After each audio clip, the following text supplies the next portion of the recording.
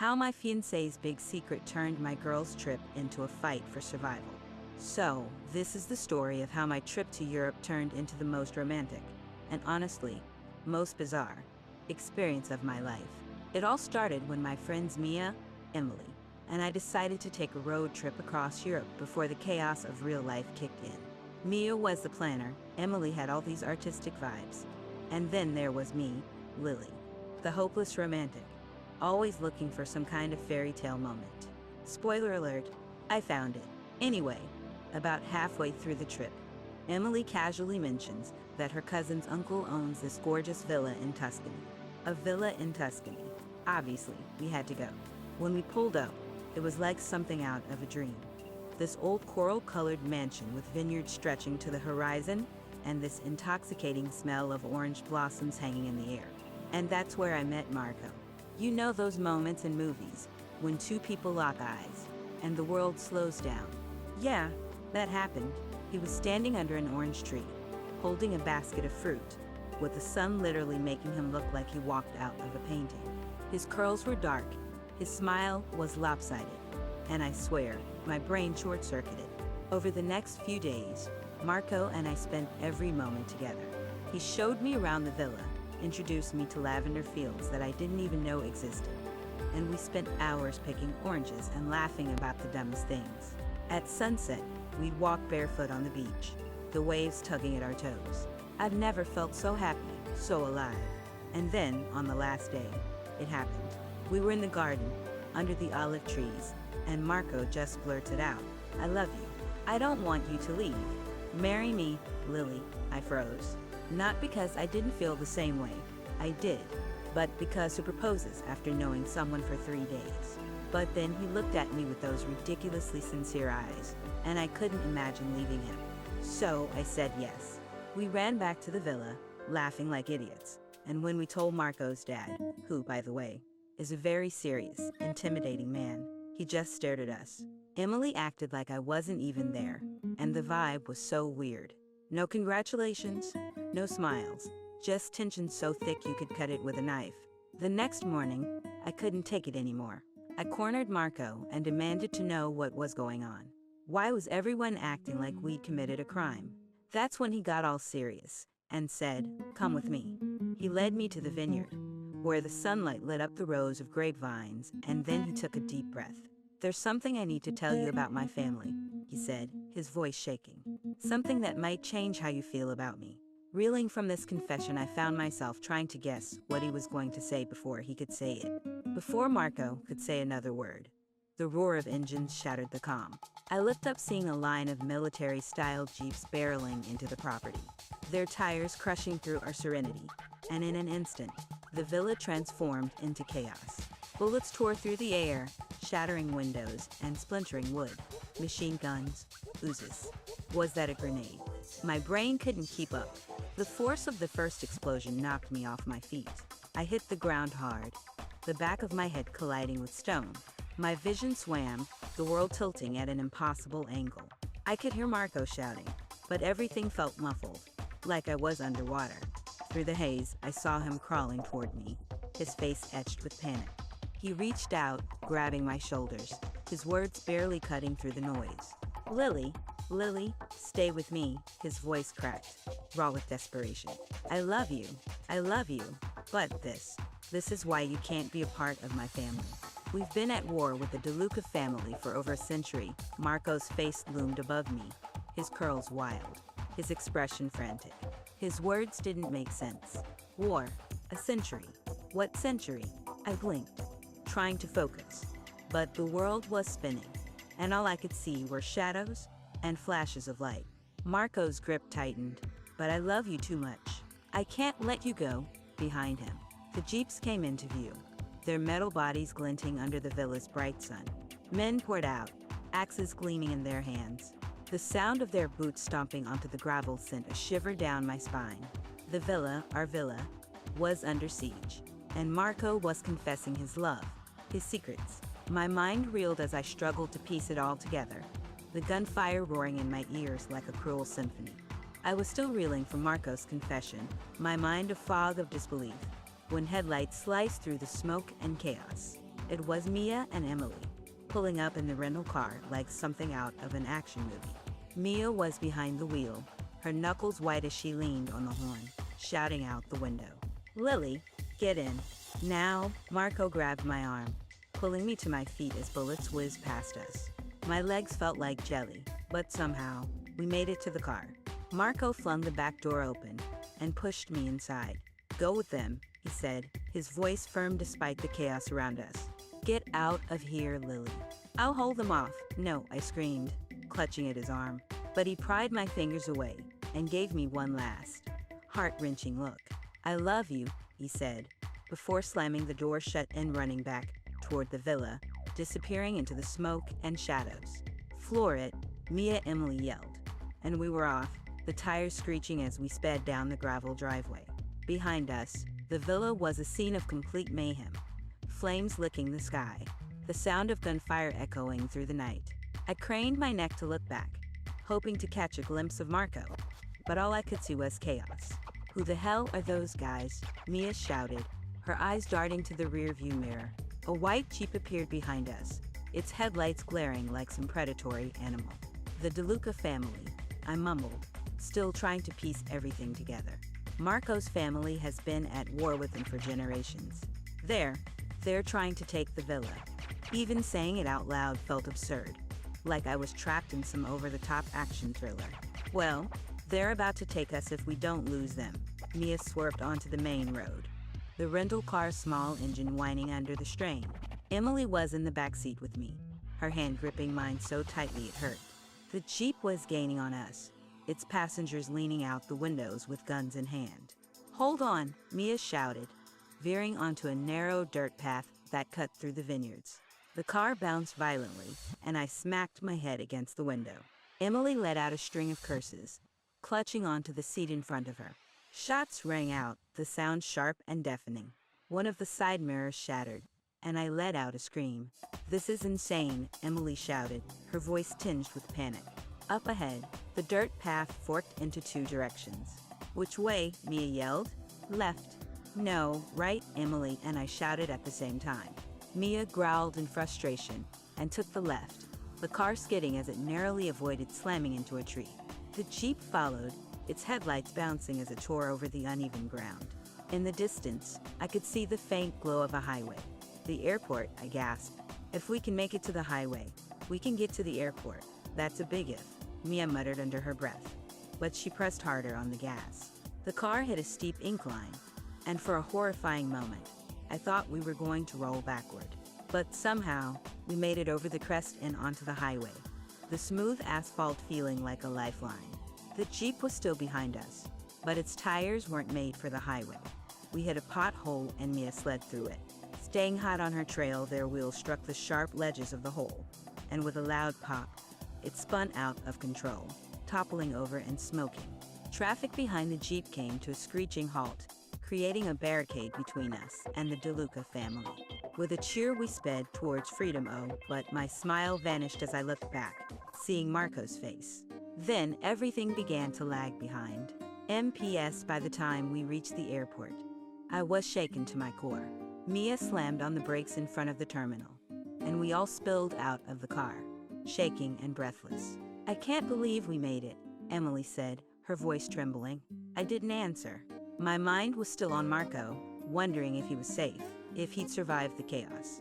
But deep down, I knew this wasn't over. As soon as we stepped into the airport terminal, the harsh fluorescent lights felt like a slap in the face. My legs were still shaky, my ears ringing from the explosions and gunfire. I could hardly think straight, but Mia was already in full-on survival mode. "Okay," she said, pulling me into a chair while Emily paced nearby. "We need to get tickets out of here, like now." "Where's your passport?" What? I stammered. My brain was still stuck somewhere between Marco's "I love you" and the DeLuca family's assault on the villa. It's in my backpack." I left it at the villa. Mia's face went pale. "Lily? Are you kidding me right now? Please tell me you're joking." Emily stopped pacing and shot me a look that was half panic, half exasperation. "We can't exactly go back for it, Lily. Did you see what just happened there?" My mouth opened, but no words came out. The truth was sinking in fast. Without my passport, I was stuck in this country. And Marco was still back there. Was he okay? Was the villa even standing? My mind swirled with guilt and anxiety.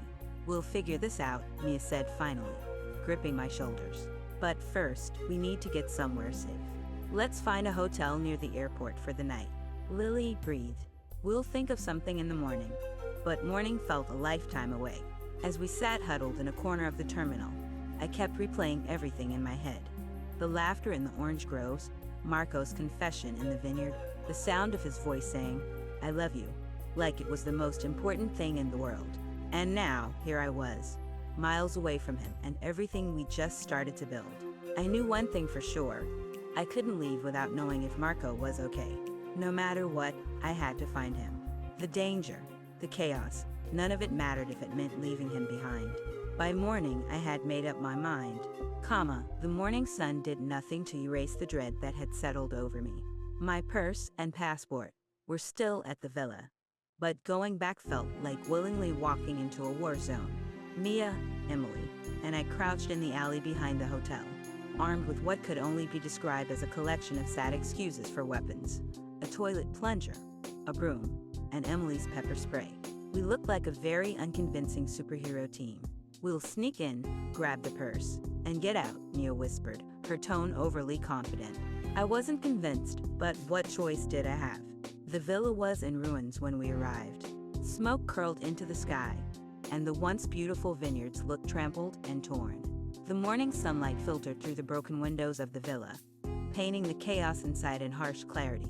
Inside, the DeLuca family had set up camp. Men armed with guns patrolled the halls, shouting orders. My pulse was thunder in my ears as we slipped through the shadows, trying to stay silent. From our hiding spot behind an overturned wagon in the courtyard, I spotted my purse, abandoned near the shattered remains of Marco's game room. Relief flooded through me, until I saw them. Marco and his father were tied to heavy wooden chairs in the dining room, surrounded by armed DeLuca family men. The one's grand room was littered with debris, the air thick with tension. Marco's face was bruised, his shirt torn, but his eyes burned with defiance. We can't just free Marco and his dad, Mia whispered, gripping her broom tightly. We need to even the odds. I glanced through the shattered windows and spotted several other people, workers, family members, all tied up and scattered throughout the villa. My stomach churned. These were the people who'd welcomed us into their home, who'd laughed with Marco and me over fresh oranges in the garden. Now, they looked frightened and defeated. Emily crouched beside me, pulling out her glitter-filled hairdryer and tubes of paint. Time for some chaos. Emily rigged the glitter-filled hairdryer with paint tubes, adding a twist to our surprise. As she hurled it through the broken window, the glitter exploded in a burst of blinding gold and silver, followed by splashes of bright red, blue, and yellow paint that hit several DeLuca men square in the face. "What the?" one of them shouted, rubbing at his eyes. Another slipped on the paint-slick floor, crashing into a table. Marco's head shot up, his dark curls wild, and his eyes blazing with understanding. Even tied to a chair, he looked like a man ready for war. That's when Marco's father, who had been sitting stoically until now, let out a booming laugh as the men screamed, rubbing glitter and paint from their eyes. "You call this a takeover?" He taunted, his deep voice carrying over the chaos. Pathetic. The DeLuca men, distracted, began searching for the source of the glitter bomb, and we moved inside. Marco working furiously on the ropes around his wrists. My heart raced as I realized he was using a jagged piece of broken vase near his chair to saw through the bindings. As the DeLuca men closed in on us hiding in the next room, Marco sprang into action. He snapped free of the ropes and lunged, grabbing the man's weapon in a swift, practiced move. A single punch sent the guy sprawling. With a pocket knife, he cut his father's bindings. His father, now freed by Marco's quick work, wasted no time. Despite his age, he moved like a seasoned fighter, using his chair as both a shield and a weapon against the remaining guards. Together, the two of them moved like a storm through the room, disarming and overpowering the DeLuca men with a precision that left me in awe. "Get down!" Marco shouted to us, and we ducked just as a chair went flying past, knocking another guard off his feet. As one of the DeLuca men aimed his weapon at Marco, Mia swung her broom like a bat, knocking the gun from his hands, while I used my trusty plunger to pin him to the wall, and Emily sprayed him down with her pepper spray. Marco glanced at me, a mix of surprise and admiration lighting up his bruised face. "You came back," he said breathlessly. "Yeah," I grinned, omitting the had to part. While the DeLuca guards were distracted, we split up to untie Marco's family and the villa staff. Emily worked on the ropes binding the workers, her pepper spray clutched tightly in her free hand. Mia swung her broom at anyone who dared to come close, while I grabbed the toilet plunger and focused on freeing Marco's uncle and cousin. One of the DeLuca men spotted me. He lunged, weapon raised, but Marco's cousin, who I just untied, tackled him to the ground, knocking the gun away. "You're brave, Lily," he said with a sharp grin, grabbing the plunger and using it as a surprisingly effective weapon. Marco's father barked orders to the freed staff and family members, who rallied with improvised weapons of their own, chairs, tools, even broken bottles. Marco grabbed a fallen rifle, moving with a confidence and precision that left no doubt about his fighting experience. Together, they moved through the villa like a force of nature, driving back the DeLuca men with calculated strikes. Marco's father, wielding a heavy piece of wood, knocked two guards off their feet while shouting directions to the workers. Marco, agile and fierce, took down another guard with a well-aimed punch and quickly disarmed him. With Marco, his father, and their freed allies leading the charge, the tide turned rapidly. The DeLuca men, overwhelmed by the sheer number of defenders and the absurd distractions we'd created, began to retreat. Marco's father pushed them back toward the courtyard, his voice booming like thunder. "You thought you could take this villa? Never." The last of the DeLuca family fled, leaving the once chaotic room eerily quiet. Marco turned to me, his expression softening despite the exhaustion on his face. "Thank you," he said softly, his voice carrying the weight of everything we just endured. His dark eyes held mine, filled with a quiet intensity that made my breath hitch. I felt a wave of relief and pride wash over me. I smiled a tired smile, feeling a strange mix of pride and relief as I said, "That's what families do." The villa, though battered and bruised, stood proud under the setting sun. The chaos of the morning had passed, replaced by an air of quiet detonation as Marco's family and staff began cleaning up the wreckage. I stood in the courtyard, unsure of where I fit in this picture, when Marco's father approached me. His presence still carried that same quiet intensity, but his expression was softer now. "Lily," he said, his deep voice steady, "I misjudged you." I blinked, caught off guard. "You did?" He nodded, his gaze sweeping over the villa before resting on me again. "You risked your life for this family, my family. You showed courage, loyalty, and strength when we needed it most. Those are qualities we honor here." Marco stepped beside him, his hand brushing against mine. The warmth of his touch steadied me, even as my heart raced. His father paused, as though weighing his next words carefully. "You're welcome here anytime," he said finally. "This villa is your home now if you choose to stay." I swallowed hard, my emotions threatening to overwhelm me. "Thank you," I managed, my voice trembling. "That means more than you know." Marco's lopsided smile broke through the tension, and he turned to me, and we hugged, spending a few more hours together, making them feel like forever. The airport was a whirlwind of noise and motion, but my heart felt heavy and still.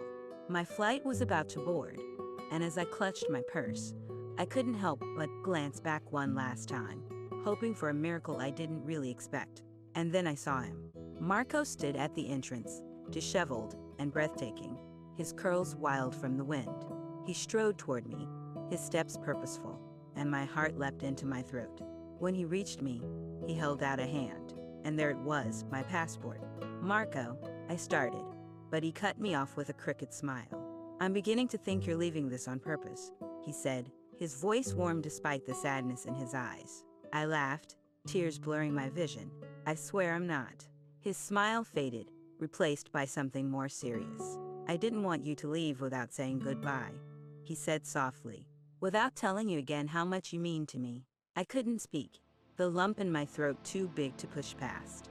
Marco reached for my hand, his touch anchoring me in the chaos of the airport. "I love you, Lily," he said, his voice steady but full of emotion. And no matter where you go, no matter how far, I'll be here. This isn't goodbye. Not really. The final boarding call echoed over the speakers, pulling me back to reality. I nodded, my tears spilling over as I threw my arms around him. I love you too, I whispered against his shoulder. Don't forget me. Impossible, he said, his voice almost breaking. Reluctantly, I pulled away, my hand lingering in his until the last possible moment. As I walked toward the gate, I turned back one final time. Marco stood there, watching me with that same fierce, unyielding love. And even as I left, I knew a part of me would always stay behind with him.